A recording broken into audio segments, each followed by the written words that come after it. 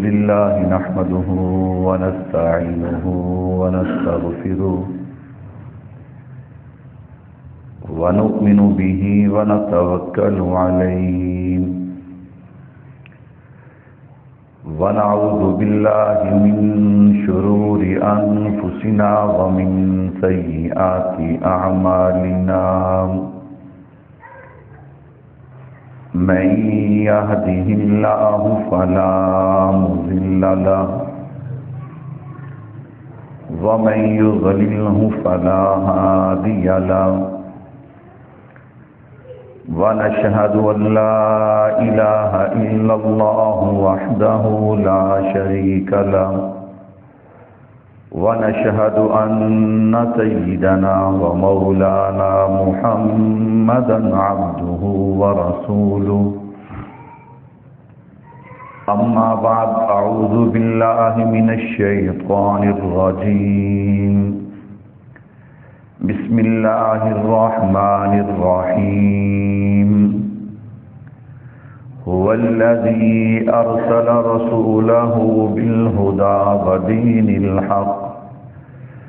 ودين الحق ليظهره على الدين كله ولو كره المشركون وقال النبي صلى الله عليه وسلم عليكم بسنتي وسنة الخلفاء الراشدين المهديين وقال النبي صلى الله عليه وسلم ما أنا عليه وأصحابي صدق الله العظيم وصدق رسوله النبي الكريم ونحن على ذلك لمن الشاهدين والشاكرين والحمد لله رب العالمين. تمام حضرات ایک مرتبہ درود پاک پڑھیں. اللهم صل علی محمد وعلى آل محمد كما صليت على ابراهيم وعلى آل ابراهيم انك حميد مجيد. اللهم بارك على محمد وعلى آل محمد كما باركت على ابراهيم وعلى آل ابراهيم انك حميد مجيد. میرے نہایت ہی واجب الاحترام تشریف فرما عزیز بزرگوں، دوستوں، بھائیوں، کلام پاک سے ایک مقام ذخیرہ احادیث میں سے 2 حدیث مبارکہ آپ کے سامنے تلاوت کی ہیں. ان کی روشنی میں چند باتیں اپنی اصلاح آپ حضرات کی اطلاع کی نیت سے عرض کروں گا. اللہ سے دعا بھی ہے کہ سننے سنانے کے بعد اللہ ہم سب کو ان باتوں پہ عمل کرنے کی توفیق عطا فرمائے. میرے بھائیوں، قرب قیامت ہے، فتنوں کا زمانہ ہے، قدم قدم پہ فتنے، اور ایسے عجیب عجیب فتنے ہیں کہ بندہ ان کی بات سن کے ان کے حالات و واقعات کو دیکھ کر پریشان ہو جاتا ہے، اور پھر انسان کو اگر کوئی صحیح رہنمائی کرنے والا مل جائے پھر تو اس کا عقیدہ اور ایمان بچ جاتا ہے، اور اگر کوئی صحیح رہنمائی کرنے والا نہ ملے تو بعض دفعہ ایسا ہوتا ہے کہ ان فتنوں کے ہتھے چڑھنے والا بندہ اپنا عقیدہ بھی خراب کر لیتا ہے، اپنا ایمان بھی گوا بیٹھتا ہے، اور اسے پتہ بھی نہیں چلتا. جیسے آقا علیہ الصلوۃ والسلام کا فرمان ذیشان ہے کہ قرب قیامت ایک ایسا زمانہ آئے گا، فتنوں کا زمانہ، کہ جس میں ایک بندہ شام مسلمان ہوگا تو صبح کافر ہوگا، صبح مسلمان ہوگا تو شام کافر ہوگا. بھائیو، اس کی وجہ کیا ہے؟ اس کی وجہ یہی ہے کہ جناب ایمان کے حوالے سے اللہ اکبر ایسا جملہ زبان سے نکلا نہیں کہ انسان کا ایمان ضائع ہو جاتا ہے. تو اللہ رب العزت مجھے اور آپ کو ان فتنوں کے زمانے میں اپنے ایمان کی حفاظت کرنے کی توفیق عطا فرمائے. کہہ دو آمین. میرے بھائیوں، بنیادی بات میں آپ حضرات کے گوش گزار کروں کہ جس سے میں اور آپ فتنوں سے بچ سکتے ہیں۔ اللہ اکبر۔ میری اور آپ کی پہچان کیا ہے؟ میں نے اور آپ نے کس رخ پہ چلنا ہے؟ ہمارا رخ اور ہماری منزل، ہمارا راستہ کیا ہے؟ تو انشاءاللہ آج میرے اللہ نے چاہا اسی حوالے سے کچھ باتیں آپ حضرات کے گوش گزار کروں گا۔ اللہ سے دعا ہے اللہ مجھے شرح صدر کے ساتھ کلام کرنے کی توفیق عطا فرمائے۔ میرے بھائیوں، اگر کوئی بندہ ہم سے سوال کرے کہ آپ کون ہیں تو ہمارا جواب کیا ہوگا؟ ہم کیا ہیں؟ ہم مسلمان ہیں۔ میرے بھائیوں یاد رکھیے گا، جب ہم سے کوئی بندہ سوال کرے کہ آپ کون ہیں تو ہمارا جواب کیا ہوگا؟ مسلمان۔ میں نے کہا ٹھیک ہے، یہ جواب بالکل ٹھیک ہے، لیکن چونکہ یہ فتنوں کا زمانہ ہے، صرف مسلمان کہنے سے بات نہیں بنے گی۔ اللہ اکبر۔ آپ کو پتا ہے آج دنیا کے اندر قادیانی موجود ہیں اور قدم قدم پہ نعوذ باللہ موجود ہیں، وہ بھی اپنے آپ کو مسلمان کہلواتے ہیں۔ کچھ لوگ ایسے دنیا میں موجود ہیں جو نعوذ باللہ قرآن کریم کا انکار کرتے ہیں، وہ بھی اپنے آپ کو مسلمان کہلواتے ہیں۔ کچھ لوگ دنیا میں ایسے موجود ہیں جو حدیث مبارکہ کا انکار کرتے ہیں، وہ بھی اپنے آپ کو مسلمان کہلواتے ہیں۔ غرض اور بہت سے ایسے فتنے اللہ معاف فرمائے جن کے اندر شرک و بدعات، جن کے اندر ایمان نام کی کوئی چیز نہیں ہے، لیکن وہ اپنے آپ کو کیا کہلواتے ہیں؟ مسلمان کہلواتے ہیں۔ تو میرے بھائیو یاد رکھیے گا، جب آپ کہیں گے نا مسلمان، اللہ اکبر، سامنے والا پھر آپ سے پوچھے گا کون سے مسلمان؟ نعوذ باللہ تم کیا احمدی مسلمان ہو جیسے قادیانی یا دیگر مسلمان؟ اللہ اکبر۔ اس میں کوئی شک نہیں کہ یہ جواب ٹھیک ہے کہ ہم مسلمان ہیں، لیکن یاد رکھنا میرے بھائیوں، مسلمان کہنے کے بعد پھر مجھے اور آپ کو تشریح کرنی پڑے گی۔ آئیے، اگر آپ سے کوئی پوچھے نا کہ آپ کون ہیں، میں نے کہا آپ اسے جواب دیں کہ الحمدللہ ہم اہل سنت والجماعت ہیں۔ ہم کیا ہے؟ اہل سنت والجماعت ہیں۔ جب یہ جواب دیں گے نا تو پھر انشاءاللہ اس کی تشریح کرنے کی ضرورت نہیں پڑے گی، اس کی تشریح کرنے کی ضرورت ہے۔ میں نے کہا جب آپ کہیں گے ہم اہل سنت والجماعت ہیں، آپ کہیں گے مولوی صاحب قرآن کریم نے تو ہمارا نام رکھا سماکم المسلمین، اور آپ کہتے ہیں جی آپ اہل سنت والجماعت کہیں۔ میں نے کہا یاد رکھیے گا، اللہ اکبر، ہم کافر کے مقابلے میں جب جواب دیں گے تو ہمارا جواب کیا ہوگا کہ ہم کیا ہیں؟ ہم مسلمان ہیں۔ اور میں نے کہا بھائیو، جب ہم مسلمانوں میں ہوں گے، اب چونکہ بہت سارے فرقے ہیں، پتہ نہیں چلتا کس کا عقیدہ کیا ہے، کس کا عقیدہ کیا ہے، تو یہاں جب سوال ہوگا تو ہمارا جواب کیا ہوگا؟ ہم کیا ہے؟ اہل سنت والجماعت۔ ہم کیا ہیں؟ اہل سنت والجماعت۔ میرے بھائیوں توجہ کیجئے گا، وجہ میں نے کہا جب تک آپ اپنا راستہ متعین نہیں کریں گے، اپنا رخ متعین نہیں کریں گے، پھر آپ منزل مقصود کو حاصل نہیں کر سکتے۔ اللہ اکبر۔ آپ کسی کے پاس بیٹھتے ہیں، کوئی بندہ آپ سے بات کرتا ہے، ہمارے ہاں اکثر نوجوان دوست جو ہے یا بزرگ جو بھی سوال پوچھتا ہے وہ کہتا جی فلاں نے مجھے یہ سوال کیا، فلاں نے مجھ سے یہ سوال کیا۔ اللہ اکبر، تو نے اس کا سوال سنا ہی کیوں؟ اللہ اکبر، اس سے پہلے پوچھنا کہ تو کون ہے؟ میں تو اہل سنت والجماعت حنفی ہوں، اگر تو بھی اہل سنت ہے تو پھر میں تیری بات سنتا ہوں، اور اگر تو اہل سنت نہیں تو مجھے تیری بات سننے کی ضرورت بھی نہیں ہے۔ اللہ اکبر، مجھے تیرے اعتراض سننے کی ضرورت بھی نہیں ہے۔ کیوں بھائیو؟ جب ہمارا ان سے واسطہ ہی کوئی نہیں، ہمارا ان سے تعلق ہی کوئی نہیں، تو ان کے سوالوں سے بھی ہمارا کوئی تعلق ہے؟ آپ دیکھ لیجئے کتنی آسان سی بات ہے۔ فتنوں سے بچنے کے لیے دو ہی طریقے، یا تو آپ کا علم اتنا ہو، آپ کا مطالعہ اتنا ہو کہ آپ ان کا مقابلہ کر سکیں، وگرنہ صاف سی بات ہے، کوئی بندہ آپ پہ اعتراض کرے، آپ اس سے پوچھیں آپ ہے کون؟ اللہ اکبر، وہ کہے گا مسلمان۔ اسے کہو مسلمان تو ہے، مومن تو ہے، لیکن کون سا؟ پتہ تو چلنا چاہیے نا۔ میں تو الحمدللہ اہل سنت والجماعت ہوں، جب آپ اتنی بات کہیں گے پھر وہ آپ کو جواب نہیں دے گا. اگر سچا ہوا تو جواب آئے گا، اگر سنی ہوا تو جواب آئے گا، وگرنہ جواب نہیں آئے گا. میرے بھائیو توجہ کیجئے گا.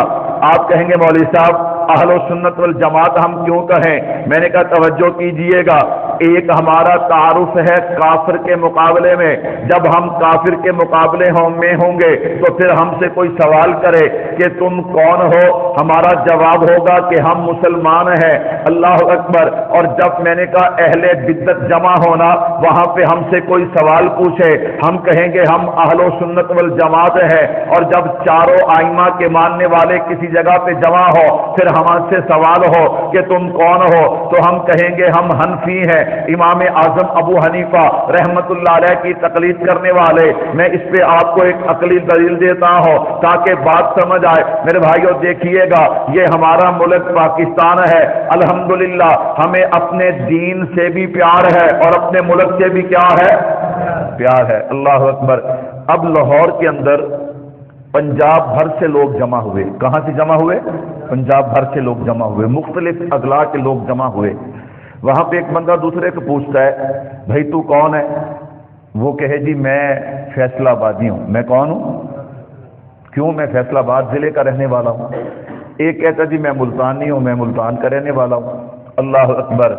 وہ سوال کرنے والا بندہ کہے تو فیصلہ آبادی ہے، پاکستانی نہیں؟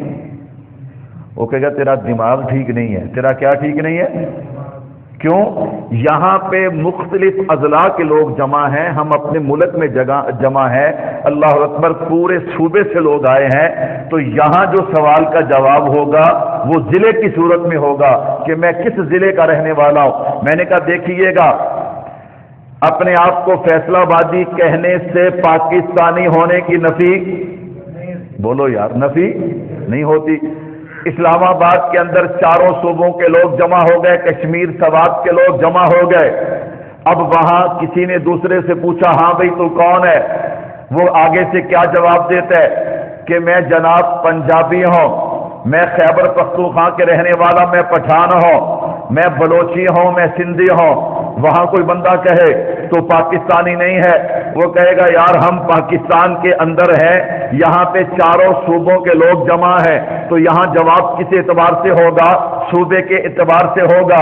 اپنے آپ کو بلوچی یا اپنے آپ کو پنجابی یا سندھی کہنا، اس سے پاکستانی ہونے کا انکار نہیں ہوتا. اللہ ہم سب کو عمرے پہ لے جائے، حج پہ لے جائے. میں نے کہا وہاں ساری دنیا سے لوگ جمع ہیں. اب وہاں آپ سے کوئی سوال کرے کہ آپ کون ہیں، آپ کیا کہیں گے؟ اللہ اکبر. میں فیصلہ آبادی ہوں. وہ کہیں گے فیصلہ آباد کیا ہے؟ آپ کہیں گے پنجابی ہوں. وہ کہیں گے پنجاب کیا ہے؟ وہاں پہ جواب کیا ہوگا کہ ہم پاکستانی ہیں. میں نے کہا دیکھو مقام بدلا، حیثیت بدلی تو جواب بھی بدلا. تو میں نے کہا جہاں ملکوں کے لوگ جمع ہو وہاں جواب پاکستانی ہے، جہاں صوبوں کے لوگ جمع ہو وہاں جواب پنجابی ہے، اور جہاں مختلف اضلاع کے لوگ جمع ہو وہاں پہ جناب ہم اپنے ضلع کا بتائیں گے. اسی طرح جب ہمارے مقابلے کے اندر کافر ہوگا تو پھر ہم بتائیں گے کہ ہم کون ہیں. اور میں نے کہا جب اہل بدعت، مشرک، دیگر قسم کے عقائد کے لوگ جمع ہوں، اللہ اکبر، رافضی، خارجی، وہاں پہ ہم کیا کہیں گے؟ ہم کون ہیں؟ ہم اہل سنت والجماعت ہیں. اور میں نے کہا جب چاروں ائمہ کے ماننے والے لوگ جمع ہوں وہاں ہم کہیں گے ہم کیا ہیں؟ ہم حنفی ہیں. میرے بھائیو اس اصول کو ذہن میں بٹھا لیجئے. اگر آپ اس بات کو ذہن میں بٹھا لیں گے تو پھر آپ کو الجھن پیدا نہیں ہوگی.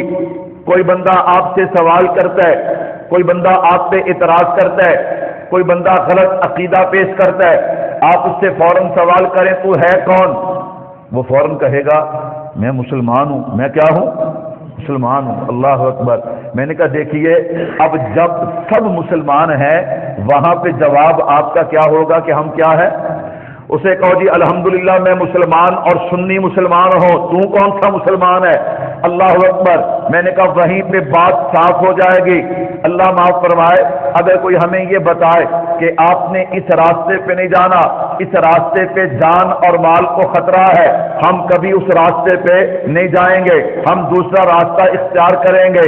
میں نے کہا جب بھائی ہمیں پتہ چل جائے یہ بندہ اہل سنت والجماعت میں سے نہیں ہے تو پھر ہمیں اس کے عقیدے اور نظریے پہ چلنے کی ضرورت ہے نہیں ہے، ہمیں اس کی بات سننے کی ضرورت نہیں ہے۔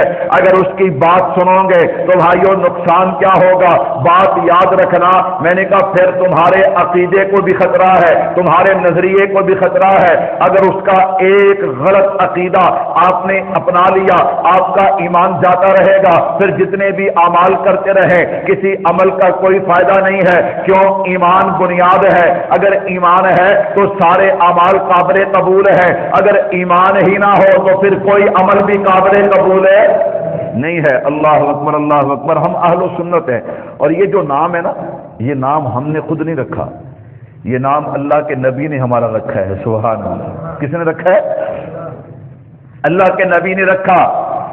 حضرت ابو سعید خدری رضی اللہ تعالیٰ عنہ سے روایت ہے، فرمایا قرآن کریم کی آیت ہے یوم تبیض وجوہ وتسود وجوہ، کہ قیامت والے دن کچھ لوگ ایسے ہوں گے کہ جن کے چہرے چمکتے ہوں گے، اور کچھ لوگ ایسے ہوں گے کہ جن کے چہرے سیاہ ہوں گے۔ فرمایا ہم نے اللہ کے نبی سے عرض کی اللہ کے نبی یہ جن کے چہرے روشن ہوں گے وہ کون ہوں گے؟ میرے محبوب نے فرمایا وہ اہل سنت والجماعت ہوں گے۔ اللہ اکبر۔ آپ دیکھ لیجئے، اسی طرح اللہ کے نبی صلی اللہ علیہ وسلم نے ارشاد فرمایا کہ حسنین کریمین یہ اہل سنت کی آنکھوں کی ٹھنڈک ہے۔ سبحان اللہ۔ اہل سنت کی آنکھوں کی کیا ہے؟ ٹھنڈک ہے۔ اللہ اکبر، اللہ اکبر۔ میرے بھائیو یاد رکھیے گا، آپ میں سے کوئی کہے کہ نعوذ باللہ یہ بات فرقہ واریت، میں نے کہا یہ فرقہ واریت کی بات نہیں ہے، یہ فرقہ واریت کو مٹانے کی بات ہے، یہ فرقہ واریت کو مٹانے کی بات ہے۔ میرے بھائیو اللہ اکبر، اللہ اکبر۔ ایک چیز نمبر مارکیٹ میں آئے تو 2 نمبر بہت سے اپنا لیبل لگا کے اسی طرح کا 2 نمبر چیزیں مارکیٹ میں آ جاتی ہیں، تو پھر 1 نمبر کی پہچان تو کروانی پڑے گی نا کہ 1 نمبر چیز کون سی ہے۔ تو خیر میں نے کہا ہم کون ہیں؟ ہم اہل سنت والجماعت حنفی ہیں، یہ ہمارا تعارف ہے۔ اللہ اکبر۔ اگر ہم کافر کے مقابلے میں ہوں تو ہمارا جواب کیا ہوگا؟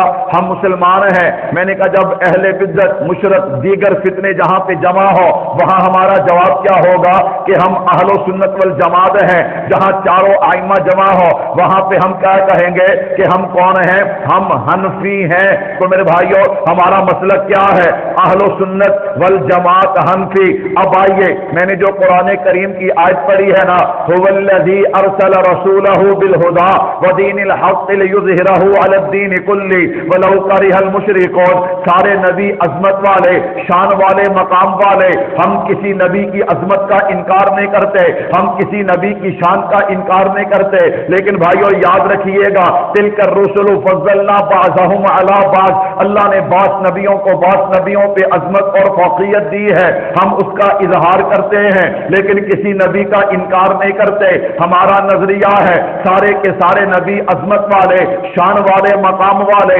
اگر میں یوں کہہ دوں تو مبالغہ نہ ہوگا کہ نبی وہ بھی عظمت والے جن کو پیدا کر کے اللہ نے فرشتوں سے سجدہ کروایا، نبی وہ بھی عظمت والے جن کی کشتی کو اللہ نے کنارے پہ لگایا، نبی وہ بھی عظمت والے کہ جن کو اللہ نے مچھلی کے پیٹ میں زندہ رکھا، نبی وہ بھی عظمت والے کہ جن کے کہنوں پہ اللہ نے پہاڑ سے اونٹنی کو پیدا کر دیا، نبی وہ بھی عظمت والے جن کو اللہ نے آگ سے زندہ باہر نکال لیا، جن کے ایڑیوں سے اللہ نے آب زمزم کو جاری کر دیا، نبی وہ بھی عظمت والے جن کو اللہ نے کنویں سے اٹھا کے مصر کا تاج عطا کر دیا، نبی وہ بھی عظمت والے جن کو اللہ نے بڑھاپے کے اندر بنائی عطا کر دی، نبی وہ بھی عظمت والے جن کے لیے دریاؤں میں راستے بنا دیے، پتھر سے بھرا پانی کے چشمے جاری کر دیے، نبی وہ بھی عظمت والے جن کو اللہ نے زندہ آسمانوں پہ اٹھا لیا۔ ہم کسی نبی کی شان عظمت کا انکار نہیں کرتے، ہم تو کہتے آمنت باللہ و ملائکتہ و کتبہ و رسلہ، لیکن اس کے ساتھ ساتھ یہ عقیدہ ہے کہ جب آمینہ کے لال آ گئے اب سکہ چلے گا تو صرف محمد مصطفیٰ کا چلے گا۔ اب سکہ کس کا چلے گا؟ محمد مصطفیٰ صلی اللہ علیہ وسلم کا چلے گا۔ تو میرے بھائیو، ہم کسی نبی کا انکار نہیں کرتے۔ تو اللہ نے میرے محبوب کو بھیجا، سوالات کم و بیش انبیاء جو پہلے آئے نا، ہر نبی کو حکم یہ تھا کہ آپ نے اپنے دین کی تبلیغ کرنی ہے۔ اپنے دین کی کیا کرنی ہے؟ کوئی ایک علاقے کا نبی ہے، کوئی ایک بستی کا نبی ہے، کوئی ایک شہر کا نبی ہے، کوئی ایک مخصوص وقت کے لیے نبی ہے۔ سینکڑوں نبی ایک وقت کے اندر دنیا میں موجود ہوتے تھے، لیکن جب میرے محبوب کی باری آئی نا تو اللہ نے کیا فرمایا؟ لِيُظْهِرَهُ عَلَى الدِّينِ كُلِّهِ۔ میرے محبوب، آپ نے صرف دین کو پھیلانا نہیں ہے، بلکہ اپنے دین کو دینوں پہ کیا کرنا ہے؟ غالب کرنا ہے۔ هو الذي ارسل رسوله بالهدى ودين الحق ليظهره على الدين كله۔ محبوب، آپ نے اپنے دین کو دینوں پہ کیا کرنا ہے؟ غالب کرنا ہے۔ میرے بھائیو، اب ذرا سنیے گا، غلبے کے لیے 4 چیزوں کا ہونا ضروری ہے۔ کتنی چیزوں کا ہونا ضروری ہے؟ 4 چیزوں کا۔ نمبر 1 تکمیل دین، نمبر 2 تمکین دین، نمبر 3 تدوین دین، نمبر 4 تطہیر دین۔ کتنی چیزوں کا ہونا ضروری ہے؟ 4 چیزوں کا۔ میں ایک ایک بات کی تشریح کروں گا، انشاءاللہ ہر بات سمجھ آئے گی۔ نمبر 1 تکمیل دین۔ کیا مطلب؟ جب تک دین مکمل نہیں ہوگا اس وقت تک غالب کیا مطلب؟ جب دین مکمل ہی نہیں تو قیامت تک آنے والے مسائل کا حل اگر اس دین میں موجود نہیں ہے تو پھر وہ دین غالب کیسے آئے گا؟ وہ دین غالب کیسے آئے گا؟ غالب تبھی آئے گا نا کہ جب اس میں قیامت تک آنے والے تمام مسائل کا حل موجود ہو۔ میں نے کہا بھائیو، اللہ نے یہ اعزاز آمنہ کے لال کو دیا کہ حجۃ الوداع کے موقع پہ میرے محبوب سے اعلان کروایا، الیوم اکملت لکم دینکم واتممت علیکم نعمتی۔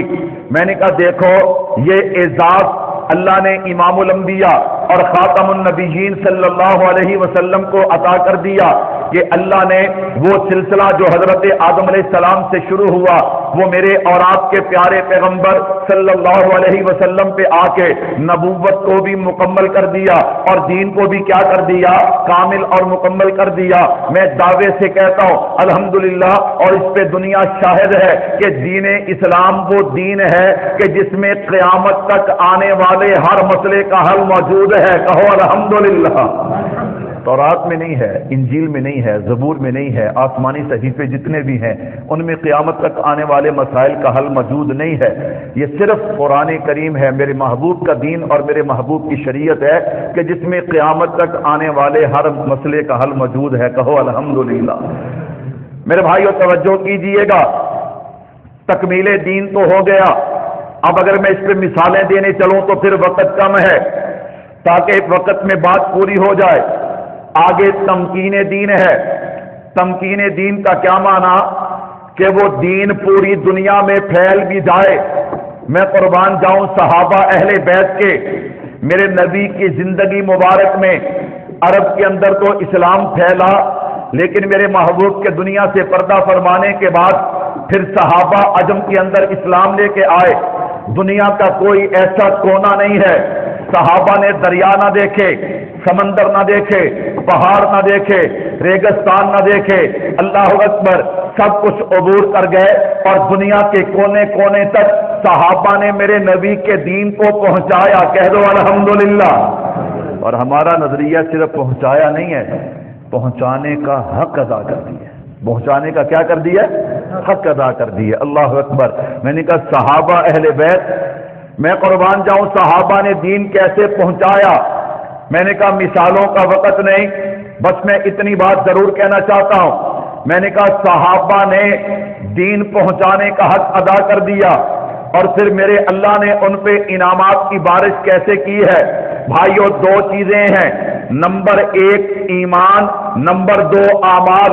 میں قربان جاؤں، ایمان کی باری آئی نا، فرمایا فَإِنْ آمَنُوا بِمِثْلِ مَا آمَنْتُمْ بِهِ فَقَدِ اهْتَدَوْا۔ او قیامت تک آنے والے مسلمانوں، ایمان ویسے لے کے آؤ جیسے محمد کے یار لے کے آئے ہیں۔ کون لے کے آئے؟ صحابہ۔ کون لے کے آئے؟ صحابہ۔ حضرت ابو بکر صدیق رضی اللہ تعالیٰ عنہ سے لے کے حضرت وحشی بن حرب رضی اللہ تعالیٰ عنہ تک، یہ سارے کے سارے کیا ہیں؟ بولو یار کیا ہے؟ حضرت امیر معاویہ کیا ہے؟ اللہ اکبر. میں نے کہا اب کوئی کائنات کا غلیظ ترین انسان اٹھے اور صحابی پہ اعتراض کرے. کس پہ اعتراض کرے؟ سننا چاہیے؟ بولتے نہیں. میں نے کہا ہمیں ضرورت ہی کیا ہے؟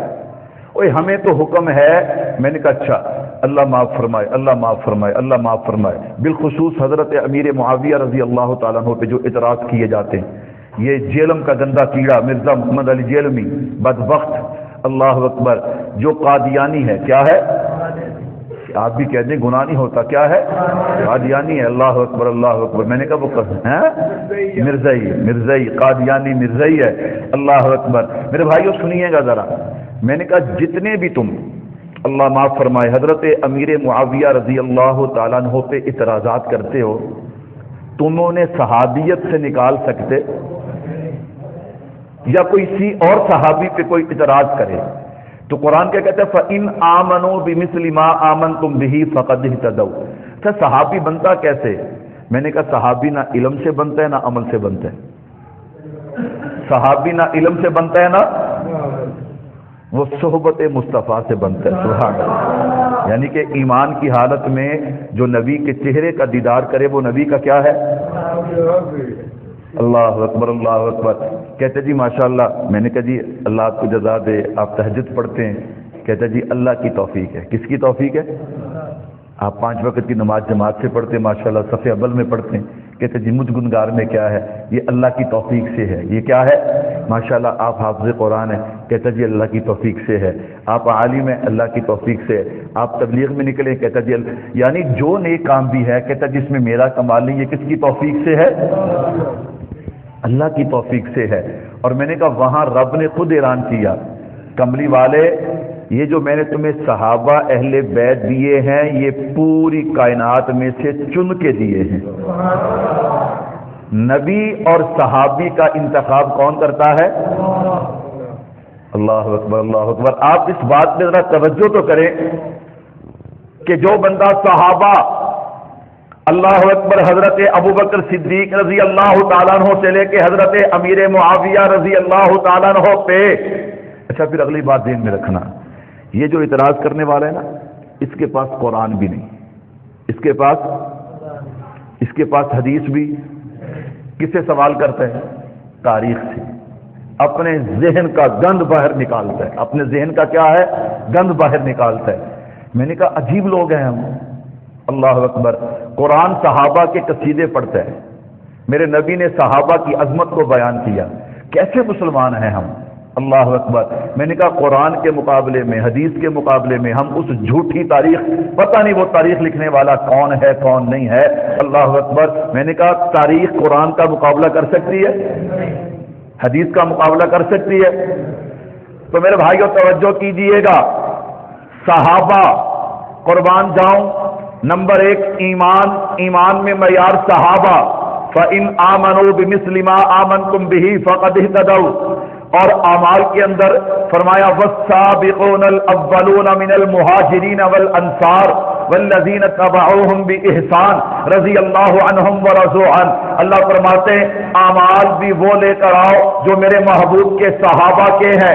اگر ویسا ایمان اور اعمال لاؤ گے تو قابل قبول ہے. اگر ویسا ایمان اور اعمال نہیں لاؤ گے تو کوئی عمل اور ایمان قابل قبول ہے. اللہ اکبر. ان صحابہ پہ کوئی اعتراض کر کے مسلمان رہ سکتا؟ آہستہ بولتے ہیں، کچھ نہیں ہوتا انشاءاللہ. کوئی مسلمان رہ سکتا؟ ہاں صحابہ اہل بیت. میں نے کہا معیار ایمان بھی ہے، معیار اعمال بھی ہے. کہنا میں یہ چاہتا ہوں جڈی مرضی وڈی پگڑی ہوئے، جبا کبا پایا ہوئے، 10 لاکھ دے فالوور ہون، اگے کتاباں دا ڈھیر لگا ہوئے، گل کرے صحابہ تے اہل بیت دے خلاف. میں نے کہا یاد رکھنا اس کی بات سننے کی ضرورت. اچھا آج کل لوگ کہتے ہیں جو 10 لاکھ لوگ جو ہے فالوور ہیں اس کے. میں نے کہا ٹینشن نہ لاؤ، اگر انہاں فالوراں نے توبہ نہ کی تھی اے بھی جہنم تے فالور بھی دو ہی ٹھکانے ہیں، یا جنت ہے یا جہنم ہے. اللہ اکبر، اللہ اکبر. میں نے کہا بھائیو توجہ کیجئے گا. صحابہ نے دین پھیلایا نہیں، صحابہ نے دین پھیلانے کا حق ادا کر دیا. کہاں یہ آپ کا سندھ اور کہاں گجرات، کہاں کہاں صحابہ کی قبریں موجود نہیں ہیں، صحابہ پوری دنیا میں پھیلے اور صحابہ نے میرے محبوب کے دین کو پوری دنیا کے اندر پھیلایا، تو میں نے کہا نمبر 1 تکمیل دین وہ بھی ہو گئی، نمبر 2 تمکین دین وہ بھی ہو گئی۔ اچھا ایک بات اور سنیے گا، صحابہ جہاں بھی جاتے تھے نا، صحابہ وہاں جا کر کیا کہتے تھے؟ کونو مثلنا، اے لوگو ہمارے جیسے ہو جاؤ۔ کس جیسے ہو جاؤ؟ اللہ اکبر۔ میں نے کہا لوگوں نے کیوں نہیں کہا بھی کلمہ نعوذ باللہ سی تہاڈا پڑھیا یا حضور دا پڑھی ہے، تہاڈے ورگے کیوں ہو جائیے؟ کونو مثلنا۔ اللہ اکبر اللہ اکبر۔ صحابہ نے بتایا کہ اللہ کے نبی تو اب دنیا سے چلے گئے، اللہ کے نبی صلی اللہ علیہ وسلم ہمیں اپنا طریقہ سکھا کے گئے۔ ہمیں دیکھو، ہمارے لباس کو دیکھو، ہمارے چہرے کو دیکھو، ہماری داڑیاں، ہماری پگڑیاں، ہماری نمازیں، ہماری تلاوت، ہمارا روزہ، ہمیں دیکھو۔ اگر تم نے آقا علیہ الصلوۃ والسلام کے دین کو سمجھنا ہے تو کن کو دیکھو؟ کونو مثلنا۔ صحابہ فرماتے تھے لوگوں ہماری طرح ہو جاؤ، ہماری طرح ہو جاؤ۔ اللہ اکبر۔ یہ نہیں کہتے تھے کونو مثلنا نبینا کہ ہمارے نبی کی طرح ہو جاؤ۔ میرے بھائیوں نبی کی طرح، اللہ کے نبی تو دنیا سے پردہ فرما گئے، تو صحابہ کیا فرماتے تھے؟ کونو مثلنا، ہماری طرح ہو جاؤ۔ اور میں آپ کو یہ روایت اکثر سنایا کرتا ہوں، جامع ترمذی کی روایت ہے، اللہ کے نبی نے فرمایا ہر امت میں 72 فرقے، میری امت میں 73 فرقے، کلہم فی النار الا ملۃ واحدہ، فرمایا سارے کے سارے جہنمی ایک جنتی۔ ایک کیا ہوگا؟ حضور نے فرمایا کتنے فرقے ہوں گے؟ کتنے جی؟ آپا کی کہنے ہیں سارے ایک ہو جائیے، سارے کی ہو جائیے؟ میں کبھی تہاڈی منی ہے یا حضور دی منی ہے؟ اللہ اکبر۔ یہ 73 بنیں گے، یہ 73 کیا ہے؟ بنیں گے، اور بننے کے قریب ہوں گے، بننے کے کیا ہے؟ قریب ہوں گے۔ لیکن اللہ اکبر، میرے محبوب میں جنتی ایک ہے۔ جنتی کیا ہے؟ ایک ہے۔ اللہ کے نبی کون جنتی ہے؟ اس کی کوئی نشانی، کوئی علامت ہے؟ فرمایا ما انا علیہ و اصحابی، جو میرے اور میرے صحابہ کے نقش قدم پہ ہوگا۔ سبحان اللہ۔ میں نے کہا صحابی ابو بکر صدیق بھی ہیں، وحشی بن حرب بھی ہیں، حضرت امیر معاویہ بھی ہیں، 1.25 لاکھ کم و بیش نبی کے صحابی، سارے کے سارے معیار ایمان بھی ہیں، معیار اعمال بھی ہیں۔ میں نے کہا اگر کوئی ابو بکر صدیق پہ اعتراض کرے سمجھ لو وہ بھی جنتی فرقے میں سے نہیں، کوئی امیر معاویہ پہ اعتراض کرے وہ بھی جنتی فرقے میں سے، صاف صاف سیدھی سیدھی بات ہے۔ نمبر 3، غلبہ دین کے لیے تدوین دین کا ہونا ضروری ہے۔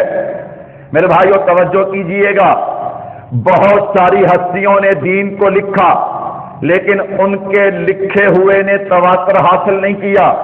تواتر کا کیا مطلب؟ ہمارے پاس قرآن کریم ہے، ہمارے پاس حدیث مبارکہ ہے۔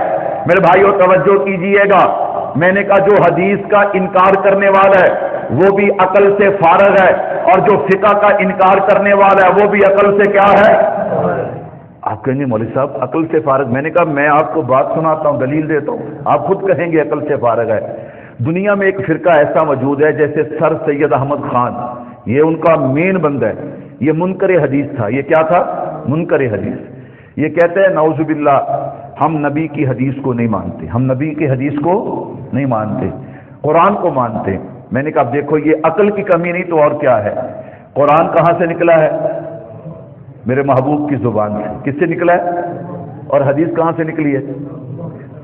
میں نے کہا دونوں چیزیں میرے محبوب کی زبان سے نکلی ہیں۔ وما ينطق عن الهوى ان هو الا وحی یوحى۔ قرآن کہتا ہے جب تک اللہ کی طرف سے حکم نہ آ جائے میرے محبوب کا کلام ہے۔ اب قرآن بھی یہاں سے نکلا ہے، حدیث بھی یہاں سے نکلی ہے۔ میں نے کہا قرآن مانتا ہے، حدیث کا انکار کر رہا ہے۔ میں نے کہا عقل کی کمی نہیں تو اور کیا ہے؟ نمبر 2، میں نے کہا جس نے فقہ کا انکار کیا، میں نے کہا تو نے فقہ کا انکار کیوں کیا؟ اللہ اکبر اللہ اکبر۔ کہتا جی میں تو قرآن و حدیث کو مانتا ہوں۔ میں نے کہا اچھا تیرے پاس کیا دلیل ہے کہ یہ قرآن وہی قرآن ہے جو اللہ کے نبی پہ آیا، یہ حدیث وہی حدیث ہے جو محبوب کی زبان مبارک سے نکلی؟ میں نے کہا ایک ہی دلیل ہے جسے تواتر کہتے ہیں۔ کیا مطلب؟ اللہ کے نبی سے صحابہ نے سنا، صحابہ سے تابعین نے سنا، ताबईन से तबा ताबईन ने सुना, यूं सिलसिला आज तक चलता आ रहा है। अल्लाह अकबर। मैंने कहा मेरे जैसा निकम्मा अगर बुखारी शरीफ पढ़ता है, मुझसे सनद शुरू होती है और जनाब मोहम्मद मुस्तफ़ा सल्लल्लाहु अलैहि वसल्लम तक सनद जाती है, मैंने कहा ये तवातर है। अच्छा, यही तवातर कुरान की दलील है, यही तवातर हदीस की दलील है और यही तवातर फिका की दलील है। मैंने कहा देखो ना, इसने कुरान और हदीस को मान लिया और फिका को क्या कर दिया, छोड़ दिया। मैंने कहा उसने हदीस को छोड़ा, इसने फिका को छोड़ दिया। अल्हम्दुलिल्लाह हम कुरान भी मानते हैं, हदीस भी मानते हैं, सुन्नत भी मानते हैं, फिका भी मानते हैं। बहुत सारे लोगों ने मसाइल लिखे लेकिन उनको तवातर हासिल नहीं हुआ, उनके ज़माने में ही उनके मसाइल ख़त्म हो गए या कुछ देर चले और फिर ख़त्म हो गए। लेकिन चार आइमा, जिन्हें आइमा अरबा कहा जाता है, इमाम शाफी, इमाम मालिक, इमाम अहमद बिन हम्बल, इमाम आज़म अबू हनीफा, सब कह दो रहमतुल्लाह अलैह, ये चार इमाम हैं कि जिनकी फ़िक़ा तवातर के साथ चली। जिनकी फ़िक़ा क्या है, तवातर के साथ चली। अल्लाह अकबर, अल्लाह अकबर। मैंने कहा अल्लाह ने एहसान किया, चारों आइमा में से मैं और आप इमाम आज़म इमाम अबू हनीफा रहमतुल्लाह अलैह के मुक़ल्लिद हैं। मैं कुर्बान जाऊं, इमाम अबू हनीफा रहमतुल्लाह अलैह को अल्लाह ने क्या मकाम और क्या शान अता किया, इस पे बहुत सी बातें, लेकिन मैं सिर्फ एक बात कह के बात समेटना चाहता हूं। मेरे भाइयों, कुछ लोग कहते हैं जी हम तो मक्के मदीने वाले हैं। हम क्या है, हम क्या हैं जी? मैंने कहा ना वो मक्के वाले ना मदीने वाले, ना वो मक्के वाले ना, क्यों? मक्के वाले भी मुक़ल्लिद हैं और मदीने वाले भी क्या हैं? मक्के वाले भी मुक़ल्लिद हैं और मदीने वाले भी मुक़ल्लिद हैं। अल्लाह अकबर, अल्लाह अकबर। मैंने कहा देख लीजिए, आप थोड़ा सा गौर से देखें, जनाजा देखें, हाथ बांधना देखें, अल्लाह अकबर, तरावी को देखें, उनके मसाइल को देखें, खुद भी पता चल जाता है ये सिर्फ नाम के मक्के मदीने वाले हैं, इनका उनसे कोई ताल्लुक है। अल्लाह अकबर। मैंने कहा आज भी मसनद नबवी शरीफ के अंदर लिखा हुआ है इमाम आज़म अबू हनीफा रहमतुल्लाह अलैह का नाम। मैंने कहा उतार के दिखाओ ना। अल्लाह अकबर, अल्लाह अकबर। नहीं उतार सकते। मैंने कहा भाइयों तवज्जो रखना। कहते जी तुम कूफे वाले हो। तुम क्या हो? बोलो यार, तुम क्या हो? तुम्हारा इमाम कूफी है, इमाम अबू हनीफा रहमतुल्लाह अलैह क्या है? हम मक्के मदीने वाले, तुम कूफे वाले। मैंने कहा फिर इल्म और अकल की कमी है। फिर इल्म और अकल की क्या है? कहता जी क्या मतलब? मैंने कहा तुझे पता ही नहीं है, तुझे पता होता तो कभी इतराज ही ना करता। कहता जी क्या मतलब? मैंने कहा सुनिए जरा, इमाम मसरूक रहमतुल्लाह अलैह फरमाते मैं सहाबा के बहुत ज्यादा करीब था, मैंने सहाबा से बहुत ज्यादा इल्मी नफा हासिल किया। फरमाया मैंने देखा कि अगर सारे सहाबा इकराम के इल्म का निचोड़ निकाला जाए ना तो 6 सहाबा में नजर आता है। वो 6 सहाबा कौन से हैं? हजरत उमर फारूक, हजरत अब्दुल्ला इब्ने मसऊद, हजरत अली रजी अल्लाह अन्हु अजमाइन, हजरत अबू दरदा रजी अल्लाह तआला अन्हु, हजरत मुआज इब्ने जबल रजी अल्लाह तआला अन्हु, हजरत ज़ैद बिन साबित रजी अल्लाह तआला अन्हु। फरमाया ये जो 6 सहाबा है ना, अगर सारे सहाबा के इल्म का निचोड़ निकाला जाए इन 6 सहाबा में नजर आता है। जरा अगली बात सुनिए, फरमाया अगर फिर इन 6 का निचोड़ निकाला जाए ना तो 2 सहाबा में नजर आता है। नंबर 1 हजरत अब्दुल्ला इब्ने मसूद रजी अल्लाह तआला अन्हु, हजरत अली अल मुर्तजा शेर खुदा रजी अल्लाह तआला अन्हु। तभी तो मेरे नबी ने फरमाया था ना, अक़ज़ाहुम अली अना दारुल हिकमत व अलीजुन बाबूहा। मेरे भाइयों तवज्जो कीजिएगा, मैंने कहा अब तलाश कीजिए ये जिनमें सारे सहाबा के इल्म का निचोड़ है, ये 2 हस्तियां कहां पे हैं? ये मक्का मुकर्रमा में तो नहीं है, ये मदीना मुनव्वरा में तो नहीं है। मैंने कहा ये दोनों की दोनों हस्तियां ये कूफे के अंदर है। अल्लाह अकबर। मैंने कहा देखिए ना, अब इनसे आगे सिलसिला चलना था तो अल्लाह ने इमाम आजम अबू हनीफा रहमतुल्लाह अलैह को कहां भेजा? कूफा के अंदर भेजा। फिर मुझे यूं कहने देना, अल्लाह ने जिब्राईल अमीन के वास्ते से दीन दिया मेरे महबूब को, मेरे महबूब ने सहाबा को, सहाबा के इल्म और दीन का निचोड़ 6 में है, 6 का 2 में है। मैंने कहा दोनों कूफे के अंदर है और हमारा इमाम आजम अबू हनीफा भी कूफे में है। कह दो सुभान अल्लाह। और याद रखना, फिक़ह हनफी की बुनियाद امام حضرت علی رضی اللہ تعالیٰ عنہ کے فتویٰ جات پہ ہے. اللہ اکبر. حضرت علی کے علم کی بنیاد پہ جو ہے فقہ حنفی کی بنیاد ہے. میں نے کہا اللہ کا شکر ہے. میں نے کہا نمبر 1 تکمیل دین بھی ہو گئی, تمکین دین بھی ہو گئی, تطہیر دین, یہ تدوین دین بھی ہو گئی. اب رہ گیا تطہیر دین. تطہیر دین کا کیا مطلب ہے؟ کہ ہر زمانے کے اندر ایک ایسی جماعت موجود ہو کہ اگر کوئی دین کو خراب کرنا چاہے, ثابت شدہ بات کا انکار کرنا چاہے اور غیر ثابت شدہ کو ثابت کرنا چاہے, الہاد یا بدعت والے لوگ جو ہیں وہ شریعت کو خراب کرنا چاہیں, تو ایک جماعت ایسی ہو جو دلائل کے ساتھ ان کو جواب دے اور لوگوں کے سامنے صراط مستقیم کو رکھے. میں نے کہا الحمدللہ ہر دور میں ایسی ایک جماعت موجود رہی ہے. اب یہ 2 صدیوں سے اللہ یہ کام لے رہے ہیں تو اکابرین علماء دیوبند سے لے رہے ہیں. کہو الحمدللہ.